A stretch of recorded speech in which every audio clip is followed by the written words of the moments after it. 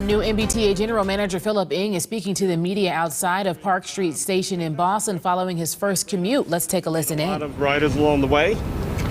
Some have been riding for a long time. One young woman explained how it was vital to her to use the T, and it's one of those things where she was one of those essential workers that relied on the T during the pandemic. And just listening to her and her dependence on the system is very inspiring, which is all the more reason we have a lot of work to do to restore the service to where it should be, making sure it's safe. Had some other great interactions with a new hire, actually. She starts on May 15th, Green Line trolley operator. So I had a nice mix of folks who have been riding regular, visitors that are visiting Boston, as well as future employees. So I told her we'll start together and we'll ride this thing out to be a great journey. How are you approaching day one? Is this a matter of assessing the situation still, or are you coming in with a plan day one? So day one is my first day physically here. Ever since I was officially offered the position and accepted, obviously been having many discussions with staff over the last few weeks, been getting up to speed on a number of key issues. Do need to dive deeper into everything because there's a lot of details behind some of the different challenges that are ongoing. I'd like to find out why those challenges remain in some cases problematic, and then how can we accelerate some work? How can we improve the system quicker? And how do we really find ways to change the culture, making it easier for the MBTA fantastic workforce to do their jobs, and at the same time, how do we restore service where our riders are seeing positive improvement, feeling positive improvement, and rebuilding that pride and trust that we need in them to not only keep riding the T, but bring new riders back. What's priority number one? I think I mentioned this before. They're all top priorities. There is really, what I have to do is juggle all of those different priorities, and I've always said this to staff in past organizations. You're always going to have competing priorities, but then we have to figure out how to do both or multiple, right? Safety, reliability, communication. How do we do those different things?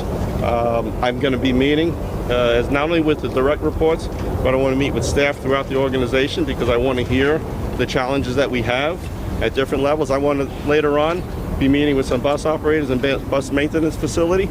That's important to me because if we're going to hire more people, I need to know what they like about their jobs. I also need to know what's challenging about their jobs because that's what we want to be able to tackle, right? If you come work for the T, we want people to know it's a fantastic career. And as we rebuild pride and as we restore the service, I think things will start to turn. We're confident that we'll do that. It's just a matter of how fast we can do it. And obviously sooner rather than later is the preference. How much of an uphill battle are you facing just in terms of the infrastructure, the budget? What is the biggest hurdle that you're facing? Well, always the challenge is what is your existing budget, right? And while we're going to be pursuing additional revenue sources, how do we do that? You have to work within your means at the time. The challenge is, though, focus on the things that are important. Focus on those repairs that are going to restore service, that are going to make sure the system is safe, right? Once you start having that more safe, reliable service, that's going to give you time to start thinking bigger and start thinking about how we start planning for the future.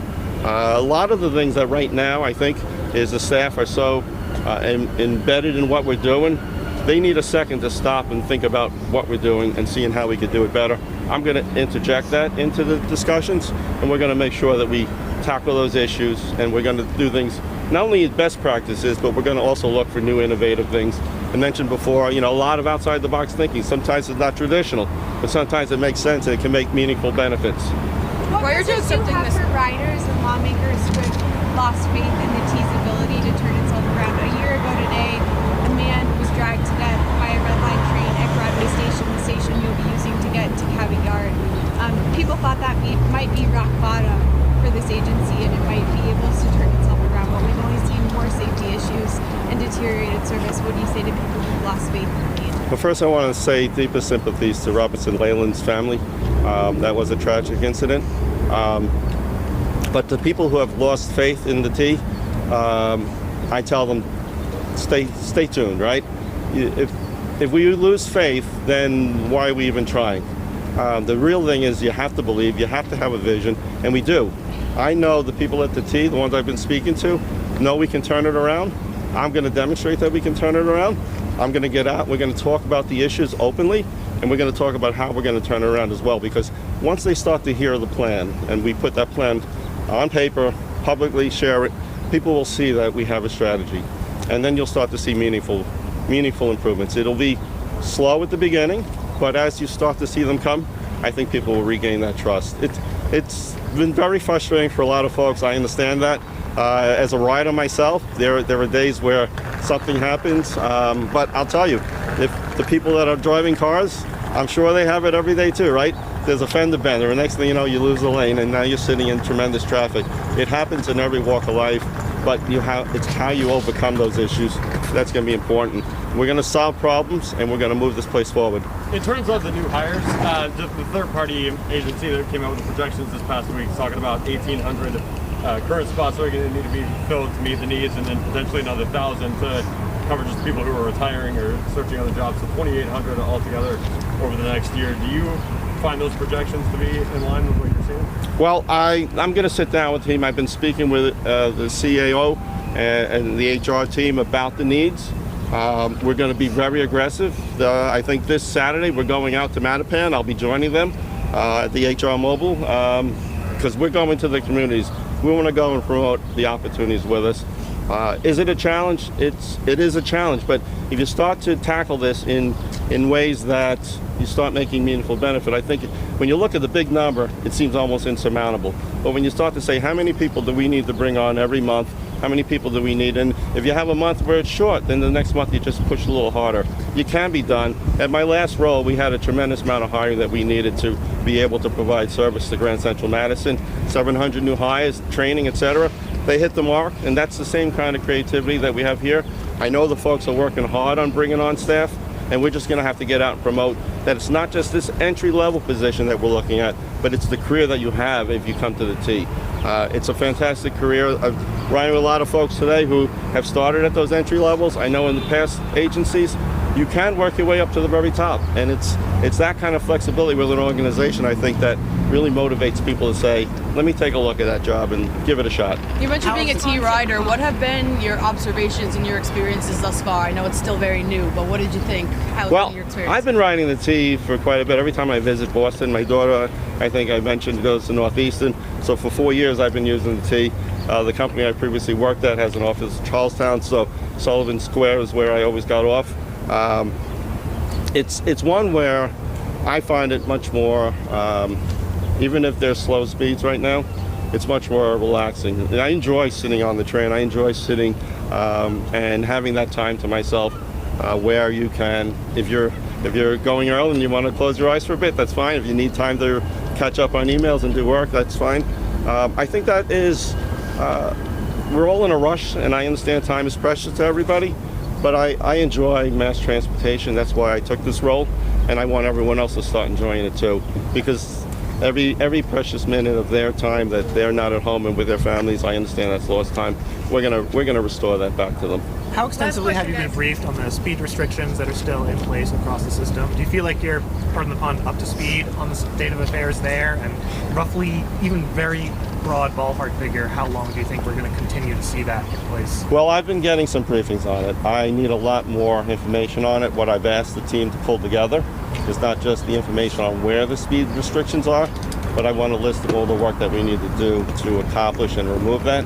And we're working on pulling that together to get schedules on when that work is going to be done. And that's information that I would like to share when we have it ready to share, because I think that's important too, right? It's not just where the speed restrictions are, but what we're doing to remove them and when we plan to remove them. And this way we can measure ourselves against our schedule, and we can measure ourselves against the ability to deliver and beat those schedules. What is the biggest barrier to a dependable system? Faith and belief. And if we believe and have faith, we'll do it. And I know the folks that I've been speaking to have it.